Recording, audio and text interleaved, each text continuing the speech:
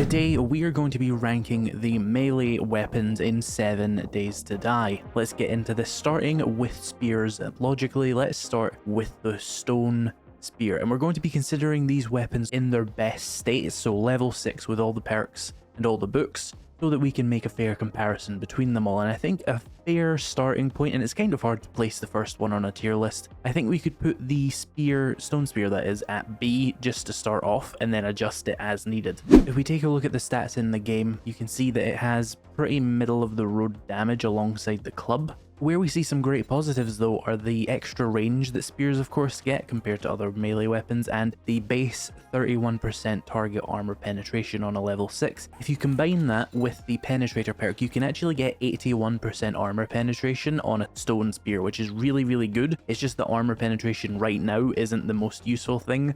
You can see that the final effects are a 100% chance to slow enemies. I really like how they buffed the spears in 1.0, I think it was, or maybe the update before 1.0 actually. They essentially just said, what if we made clubs, but we made them a bit different? And that was a good way to go, because clubs are really good as well. For Spear Hunter, you get extra damage, slower degradation, 25% chance to cause bleeding damage, which is nice. 50% more damage to down targets is really good, and it kind of puts it in a similar level with the wooden club for that sort of thing, as well as an extra attack speed bonus. And the ability to penetrate multiple targets is really good, and of course you get the ability to do up to 30% more damage, and you get stamina back on any kill with a spear compared to clubs, which just get the power attack kills. Either way, you're probably going to be power attacking anyway, but it's nice. All that combines to make spears possibly one of the best melee weapons in the game, and the stone spear sits kind of in the middle, just at a B. Let's move up to the iron spear, which I'm going to place in A. All the things I said about the stone spear are true about this, which brings us to the steel spear, which I'm actually going to put in the highest tier of melee weapon. The steel spear does 20 more damage compared to the iron spear, and it has 50% target armor reduction, which means you can reduce it by 100%. A weapon that has solid damage, solid stamina usage, ignores all armor, swings at a decent speed, especially if you consider the 10% boost from the books and the 25% boost from quick and perceptive. You can swing this pretty damn quickly for a weapon that does as much damage as that. Combine that even more with bleed, damage to down targets, penetration of multiple targets, stacking damage boost, and stamina on kill. The steel spear is unbelievably powerful, and compared to most of the melee weapons in the game, you can continue to use it to clear very high level POIs. And I should clarify that I'm talking about insane difficulty for all of these. You can use this to clear high level POIs on insane difficulty. You'll probably just need to pull out a gun for some of the more dangerous zombies. Let's move over to clubs, which I did reference quite a bit in the last one. I think wooden club definitely falls just a tiny bit worse than the stone spear, but it really is a relatively minimal difference. They have almost identical stats, except the wooden club does more block damage and uses a bit less stamina. The range definitely goes to the spear, but you do have the advantage of being able to hit multiple targets with the wooden club immediately without needing a book. If we take a look at the effects of clubs, you can see that it is one of the most stacked weapons in the game in terms of all the ridiculous percentage boosts you get throughout its tree here. By the end, triple damage to stunned enemies, and you have a 100% chance for your power attacks to knock a foe back down after they've fallen down. And if you don't know, in 7 Days to Die, enemies usually fall over when they get to 50% anyway. If you can get an enemy to half health, you can just keep knocking them down permanently. And obviously there are other effects that can knock down an enemy that you can use to combine with this as well. And you get a double damage hit every 3 successive hits, which is really good as well. Batter Up gives you the power attack, refilling your stamina as well, but it's only power attacks. The ragdolling enemies is really what is going to keep the club very competitive compared to the spear. 20% chance to ragdoll enemies means that you just have a 1 in 5 chance of an enemy just falling over. And remember what I said about clubs doing extra damage to knock down enemies and being able to continuously knock down an enemy that's already been knocked down. That's a really good synergy with the effects, and you have an increased chance of knocking down your enemies with this effect as well. Clubs can stay very competitive in the game for a long time as well. So for being damn near the same thing, I'm just going to put the wooden club here, and if you think it's more like this, that's perfectly valid. It might just be because the stone spear is more recent and I remember how bad the spears used to be that I'm like, yeah, this is better now. Either way, they're pretty damn good. And that leads me to also put the baseball bat about here. Just the extra range and the slightly better effects of a fully upgraded spear is just getting it that little extra edge. And I think the steel club also deserves the steel spear tier, but I think the steel spear gets to have the name. These weapons can be used as deadly melee weapons on insane difficulty. Right up into like tier 6's high game stages, you will need to switch to guns to handle like lots of zombies. So now for a little bit less of an equal, we're going to come along to probably the worst melee weapon in the game, which is just knuckle wraps. There's nothing wrong with knuckle wraps, they just aren't very good. If we look at the knuckle wraps, obviously I'm using the more up-to-date model here, that tier list doesn't have them. They do the second worst damage out of all the stone tier weapons, and they have decent stamina, they have solid attack speed compared to clubs and spears.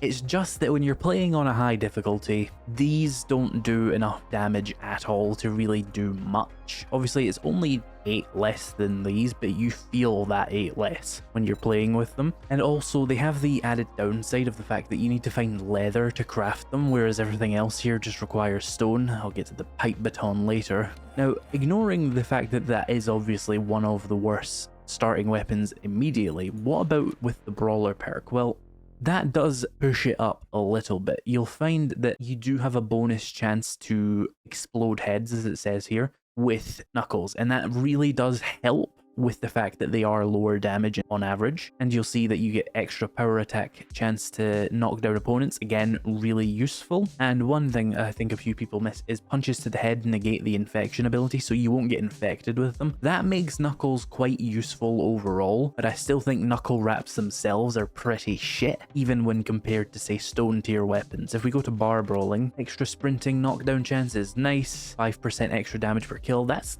kind of honestly pretty meh when you consider that clubs and spears have a similar effect that takes it much further. I think this could be buffed without any significant damage to the game. 20% more damage to knock down and stun opponents is nice, but it's nowhere near where clubs are. Restore health with every punch is fun.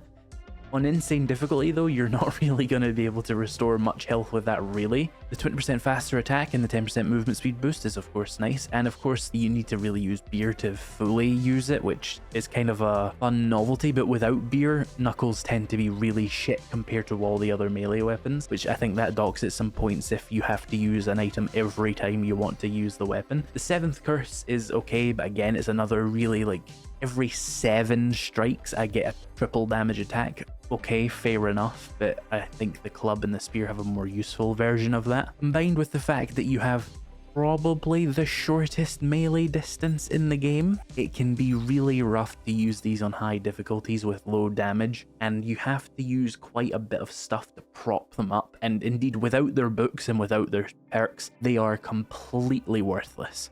So knuckle wraps go at the very bottom. Iron knuckles, I think I can comfortably at least put those on tier with like a wooden club. If we look at the damage, it does similar damage to the wooden club, actually slightly less, but it obviously does have twice the attack speed at least. All the things I said about knuckle wraps applies here, but just better, and it's much more practical. So yeah, I will put those there. Steel knuckles, I think we can maybe give those a high A tier. They do have the added benefit of they can replace a knife. If you want to harvest a body, you can use steel knuckles to get full yield for it. The damage is much more respectable. It does 30-ish damage per hit, which is comparable to the iron spear and the baseball bat and stuff, but you've got the double attack speed, and for a tier 2 or tier 3 melee weapon, they do have a very nice stamina cost. It's half as much as most of the other ones. But yeah, I think a high A tier for knuckles is good. The build is very powerful if you're very good at it and you have the beer to keep it going, but that is just a crutch at the end of the day. You have to use a drink to keep it working, you have to farm and shit. It's a fun playstyle, but is it practical for most people and most builds? No. Pipe baton was added, I believe, in Alpha 21 to give the stun baton a predecessor weapon, and it kind of just falls flat because it is just a wooden club, but with like the tiniest little bit of extra attack. And I think, is it slightly more stamina efficient? Mine is slightly more, but this is, because it's level 6, there's a bit of variance in the abilities of each weapon, so it won't always be slightly better. The thing that really holds the Pipe Baton back is it's just a complete afterthought for the game because Electrocutioner does nothing for it. All batons do 50% more damage, great. And you get 30 stamina on kill, great. Every melee weapon in the game gets that, so the Pipe Baton is not special. The Stun Baton's Electrify effect has no benefits for the Pipe Baton at all, and if we go to Tech Junkie, it doesn't look like any of these effects benefit the Pipe Baton, so it's basically just the wooden club in every way, except for all of the cool things you can get a wooden club to do, you cannot get a Pipe Baton to do. So for that reason, I'm putting that below this. It's a good, like, if at the very start of the game, when you have nothing, it's pretty much the same as a wooden club. It just very, very quickly starts to be outstripped by every other melee weapon in the game. And since we're judging these by the best they could be, this is pretty shit. And I would even... this is interchangeable for me. Maybe this is better. It's got a lot more damage. It's a bit more efficient at killing. This at best... You know, we don't have anything in D. Let's put it here, right? Like, if this is like this, then we might as well do that if nothing else is going to end up in D, because there's a lot less melee weapons. I think that's reasonable. Which brings us to the Stun Baton. Now, the Stun Baton needs a PR campaign, because a lot of people have shat on the Stun Baton for its past crimes of being genuinely the worst weapon in the game compared to even wooden clubs. Nowadays, that is not the case. The Stun Baton has okay stats. It's kind of comparable to the baseball bat, which you can find this a lot earlier than a baseball bat if you search Mo Power Trucks. You can find level 1 and 2 versions of these. The stun on stun batons is pretty damn effective, actually. It's useful to be able to stun an enemy for a few seconds just off the bat, but it's not very reliable for the very start. What you need to do to make a stun baton good is if we come to Tech Junkie, the stun repulsor mod and the baton charging, this gives you a 50% chance to instantly charge your stun baton, which means every other hit or so is going to be a stun, and then the stun repulsor causes stunned enemies to fall over, or more accurately fly away from you, and that's a very, very powerful effect throughout the entire game, and it always serves a very useful purpose, especially on Insane Nightmare. The stun baton really is like a riot control weapon. It can not only knock down every enemy in front of you, but it can also knock enemies back in a way and ragdoll them, and they get stuck and they can't fully stand up. And it sets it up really well to work with the robotic turrets. You can place those down either side of you and just keep whacking the zombies back with your stun baton. Where stun batons have really come into their own as of late, people kind of don't give it the credit for, is if we come to Physician, you can also get a 20% additional dismemberment chance with stun batons. Non-feral and non-radiated enemies just means that you have a 1 in 5 chance of being able to insta-kill them with a headshot. On ferals and radiateds, I believe they have resistance to dismemberment, so it'll be affected with that, but extra dismemberment is always really, really powerful, because it doesn't matter how much health they have, you could one-hit kill them, and that's always useful, which is where level 5 comes in, which is for every single enemy in the game, you have a 10% chance to insta-kill. It's not something to rely on. See, when you're stuck in a really difficult situation with that stun baton and it just actually procs and it's like, oh, that just wasn't a fight, thank God. It is really, really useful. It just doesn't proc enough to be reliable, but it is a really useful effect. The place where the stun baton really falls off is it just doesn't do enough damage into the late game compared to the steel spear and the steel club to really be in that steel spear tier. So for that, I give it an S tier, but not quite on the level with those tier 3 weapons, which is pretty good if you consider that this is actually a tier 2 and these are tier 3. It's punching above its weight, but it does become a bit of a pool noodle that you beat people to death with for a while. Let's move over to knives. Now, knives are difficult. I think I'm going to give the bone knife a C. Now, I like the bone knife, but it does have its limitations. The bone knife has the lowest damage out of all the base weapons in the game, and it also has the lowest stamina usage, which means it's a very unpunishing weapon in terms of stamina usage. It also has 400% sneak damage, and you can get that up quite a bit, quite easily, which does mean that if you can get stealth attacks with this, it does a lot more damage than any of these. But it's really a big pain in the ass at the actual point of the game where you're going to be using the bone knife to get melee stealth attacks. They are not easy to do in 7 Days to Die because there are a lot of triggers and a lot of lighting effects that are out of your control. But if you can get a build that is good for that, this is a much better weapon. The thing is, by the time you've got that, you're definitely using the machete or at least the hunting knife. It's not all bad though, because the bone knife does have some good effects. If we go over to agility here and go to deep cuts, the ability to inflict 7 bleed wounds on an enemy. One moment. Fuck that guy. The ability to inflict 7 bleed wounds on an enemy and a power attack doing 5 means that if you power attack an enemy twice with even a bone knife, you will inflict 7 bleed wounds on them, which means that for 20 seconds they will take 1 damage per second per bleed wound. So for 20 seconds they will take 7 damage per second, which isn't an insignificant amount of damage. 7 times 20 is 140 damage, and most of the basic zombies in the game only have between about 150 and 200 health, so you can really apply a lot of bleed to a lot of different enemies and save yourself a lot of work. Now, more realistically, early on when you're using the bone knife, you probably will have something more like 5 bleed wounds potential for your knife. That's still solid though, that's like 100 damage. If you get your enemies to half health, you see them fall over, and then you inflict bleed, that you can leave them alone and just walk away. The one thing, of course, is that it takes 20 seconds to happen. So like on Insane Nightmare, that bleed's not going to save you. You don't have 20 seconds to kill every enemy. It's nice, however, that it does come with a 20% slower run speed with bleed, and in fact you get 10% even on just the first rank. Sneak attacks with knives at night do 200% extra damage is nice, but first of all, that's never going to affect Horde Night. How much time is spent at night? A quarter of the game.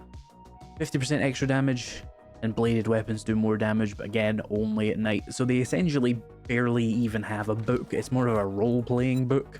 So I think the bone knife itself gets a bit of a low ranking compared to the stone and wooden club. That's not to say knives are bad, however. The iron hunting knife is definitely a little bit more on par with its peers.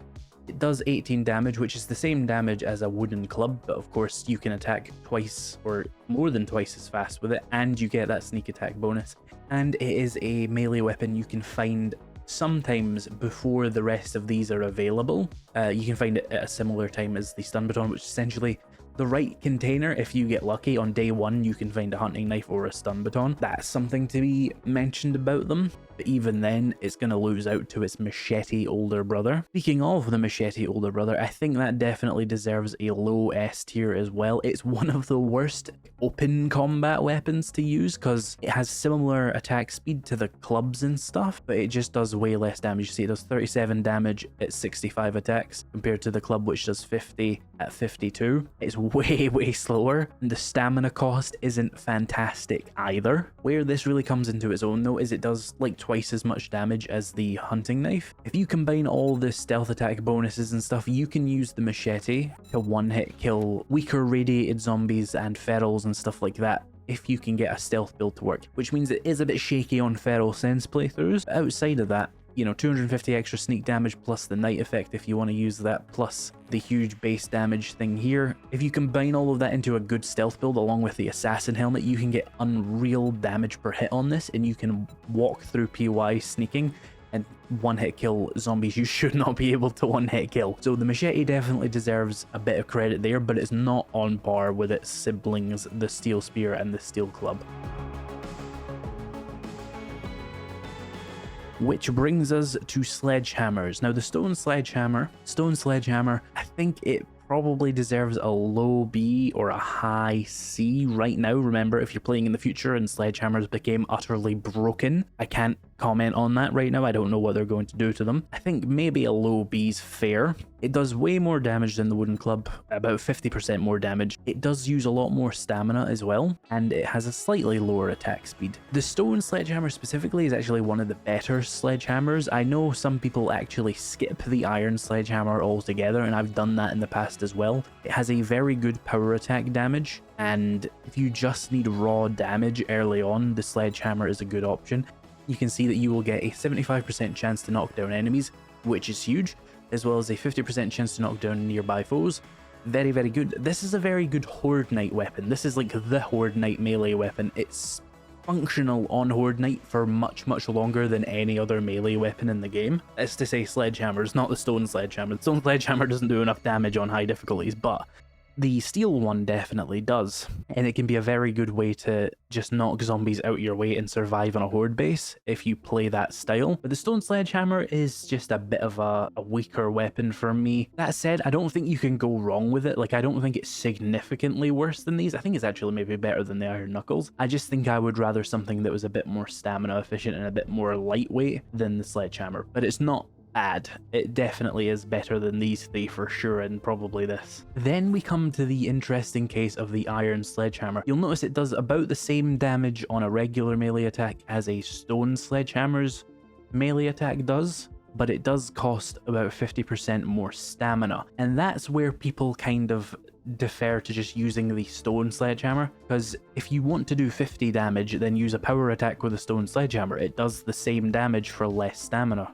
So early on, that's going to be a much more expensive stamina cost. Without any Sledgehammer perks, that's going to be closer to like 40 or 50 to do a power attack, and you don't even do twice the damage of a Stone Sledgehammer's power attack. So if you want to do the regular melee damage attack, just use the Stone Sledgehammer because it attacks faster for less stamina, and power attacking just isn't worth the stamina. For less stamina, you could swing the Stone Sledgehammer twice and do more damage. So that's why a lot of people do just skip the Iron Sledgehammer. So for that reason, I'm honestly just gonna put the Iron Sledgehammer, like, honestly, because the Stone Sledgehammer tends to be a much more versatile weapon. It has the damage and stuff to compete with these, and it has, you know, tier 1 stamina benefits, whereas the Iron Sledgehammer just kind of loses out to its younger brother immediately, because the problems of the lack of the versatility of the Stone Sledgehammer are turned up to 11 on the Iron Sledgehammer, but it doesn't have the benefits of any crazy damage boosts like the Steel Sledgehammer, which if we take a look at the Steel Sledgehammer, you can see that the Steel Sledgehammer on its light attack does the same damage as a power attack of the Iron Sledgehammer. So there's definitely a reason to use it compared to using the Stone Sledgehammer 4 times. And the power attack damage is very, very high at 150. That's enough to one-hit kill most zombies in the game, assuming you have a few ranks of Sledgehammers and you're playing on insane difficulty. I still don't think it's quite as good as, say, the Machete, but it definitely deserves something there, or maybe even here, but I think I'll give it that. It's very good if you're playing in multiplayer and you can have one player just knocking everything down with this or a stun baton. That's a good thing. The thing to note though is even on insane difficulty, the Steel Sledgehammer doesn't do enough damage to really mess up the ferals and radiated zombies, and it doesn't really have the stamina utility combined with its knockdown that these two have to really fully make use of that insane damage. It's just a very high stamina weapon that is very niche in its uses. Let me know your thoughts on this, what you disagree, where you would place them, and if you want to see a video of me doing this for the guns, why not click the link on the screen right now? And while you're there, let me know if you want to see one of these but for all the armors in 7 Days to Die.